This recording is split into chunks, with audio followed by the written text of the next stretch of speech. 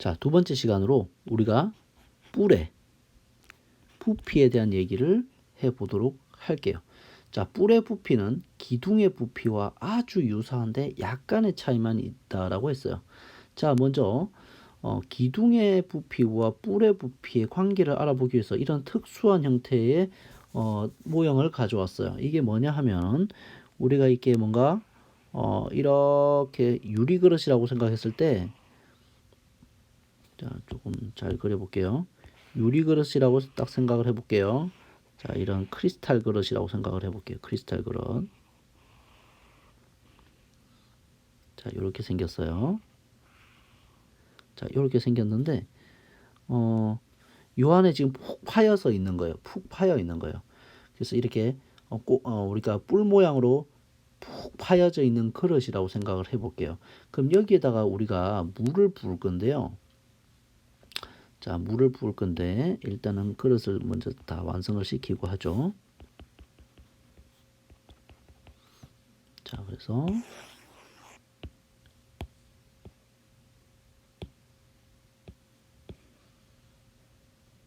자, 이렇게 돼 있는데, 자, 여기에다가 물을 가득 채울게요. 여기 이렇게 물을 가득 채울게요. 이 뿔 모양의 그릇에. 그래서 이것을 여기로 부을 거예요. 그 부으면 어떻게 되냐면, 너네가 실험을 뭐 해보면 알겠는데, 자, 이 높이를 딱 3등분 냈을 때, 자, 눈금이 딱 3등분 내 여기인데 어디까지 물이 꽉 차냐면 여기까지 물이 차게 되어 있어요. 이렇게 물이 차요. 이렇게 요만큼 물이 차요. 즉 다시 말하면 기둥의 부피에 대해서 뿔의 부피는 딱 얼마만큼 되는 거예요? 3분의 1이 되는 거예요. 그래서 여러분들이 뿔의 부피는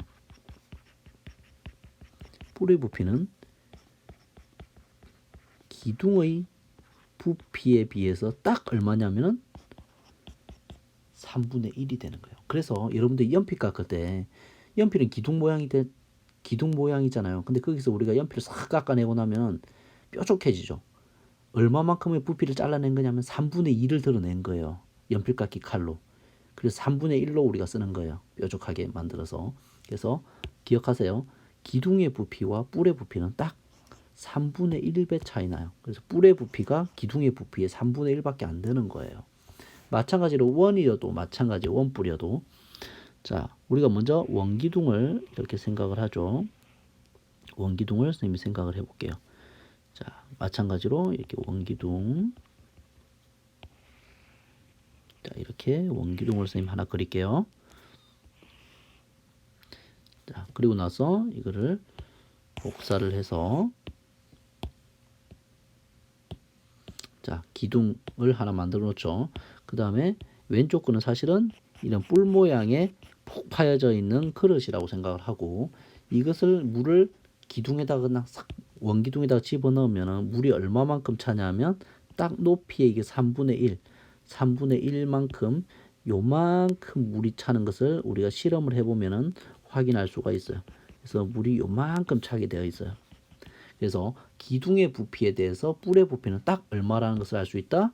자, 원 뿔이죠. 원 뿔의 부피는 원 기둥의 부피의 딱 얼마?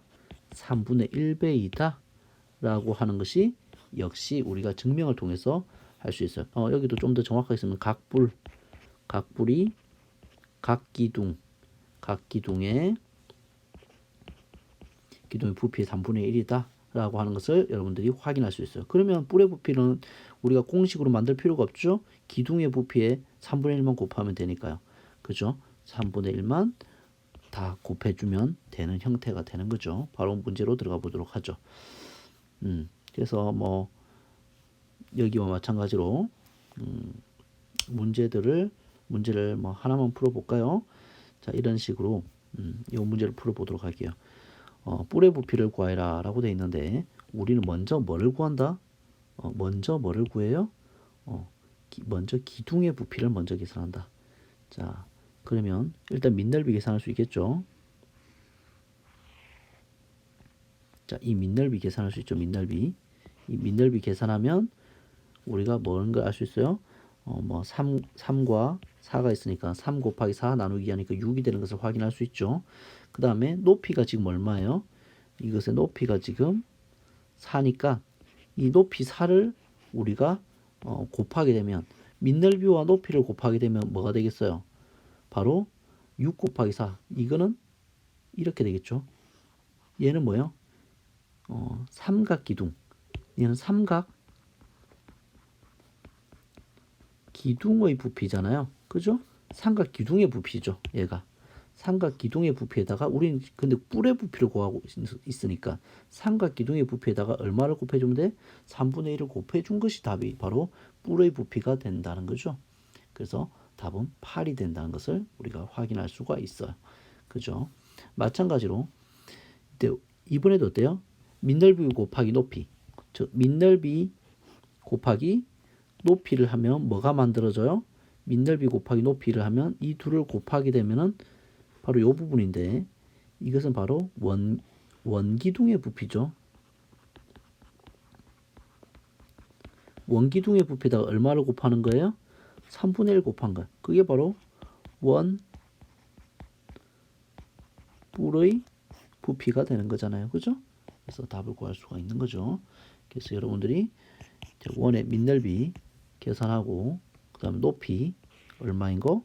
4인 거 계산하고 이 둘을 곱한 결과에다가 뭐만 곱하면 된다? 3분의 1만 곱하면 바로 원뿔의 부피가 나온다.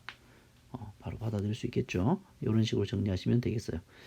자, 그래서 관련된 문제 1-1번 같이 풀어보도록 하죠. 구하라고 한 대상이 결국에 뭔가? 라고 하면 사각뿔의 건널비 구하래요. 사각뿔의 건널비 구하라고 하면은 일단 뿔이니까 우리가 이 밑넓이를 먼저 써주고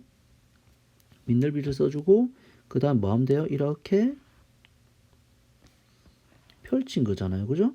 전개도를 치면 좀 예쁘게 못 그렸는데 다 똑같은 삼각형인데 자 그러면 밑넓이 먼저 계산해 볼게요. 밑넓이는 가로가 12 세로가 10이니까 이 넓이 S는 12 곱하기 12에서 144라는 것을 알 수 있죠.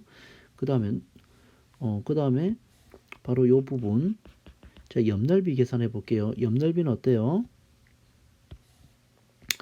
가로가 12 밑변이 12 높이는 얼마예요? 높이는 지금 10이라고 되어 있잖아요. 그러면 이 부분의 넓이는 어떻게 되겠어요? 밑변 곱하기 높이 나누기 2니까 60이 되는 것을 알 수 있죠. 근데 이런 게 지금 몇 개 있어요? 옆판이 4개가 있으니까 자 최종적으로 우리가 건널비라고 하는 것은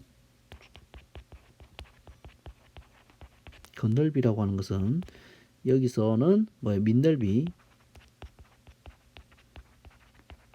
곱하기 옆넓이인데 밑넓이는 얼마예요? 144이고 옆넓이는 자 보면은 다 12로 같잖아요. 그죠? 12로 다 같으니까 얘는 4개가 다 합동이에요. 그죠? 그래서 아까 지금 옆넓이가 60이었잖아요. 근데 이런 게 지금 몇 개 있어? 사각뿔이니까 4개가 있겠죠. 그죠?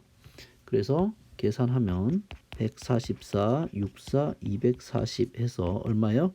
384 단위는 제곱 센티미터 건널비니까 이렇게 여러분들이 계산하면 되겠죠. 그죠? 그다음 부피 한번 생각해 보도록 하죠. 원뿔의 이번에도 건널비네요. 자, 건널비 계산해 보도록 하죠. 자, 이것도 계산하면 우리가 어떻게 펼칠 수 있어요? 이번에 원뿔은 옆넓이 먼저 펼친다. 그죠? 옆넓이 먼저 이렇게 펼치고 그 다음에 거기에 밑넓이가 달라붙어 있는 이런 형태로 취하면 되겠죠. 자, 그랬을 때 밑넓이 먼저 계산하면 반지름이 얼마예요? 8이니까 이거 먼저 계산을 할 수 있죠. 8, 8은 64 파이가 되겠고 자, 그 다음에 옆넓이 계산할 건데 자, 모선이 반지름 14를 만들고 그 다음에 우리가 뭘 알아야 돼? 중심각은 알 수가 없으니까 바로 여기 있는 호의 길이를 우리는 알 수 있죠. 어떻게? 바로 이 밑면의 원주와 같으니까 반지름이 8인 원의 둘레가 8이 16이잖아요. 그죠? 그래서 여기가 바로 16이라는 사실을 우리는 알 수가 있죠. 16파이. 자, 그러면 바로 이 넓이는 얼마라는 것을 알아요? 바로 반지름 14 곱하기 원주의 호의 길이 나누기 2잖아요. 그래서 8파이잖아요. 그죠? 8파이와 자, 넓이는 그래서 14 곱하기 8파이가 돼서 얼마? 8, 4, 8, 32니까 112파이 이렇게 되겠죠. 이거 두 개 더하면 건널비가 되겠죠. 그래서 건널비는 얼마가 되겠어요? 176파이가 되겠네요. 단위는 제곱 센티미터. 이렇게 여러분들이 원뿔의 건널비도 계산할 수가 있죠. 자, 여기까지 우리가 하고 끝내도록 하겠습니다. 다음 시간에는 관련된 유형 문제를 우리가 풀어보도록 하죠. 수고하셨습니다.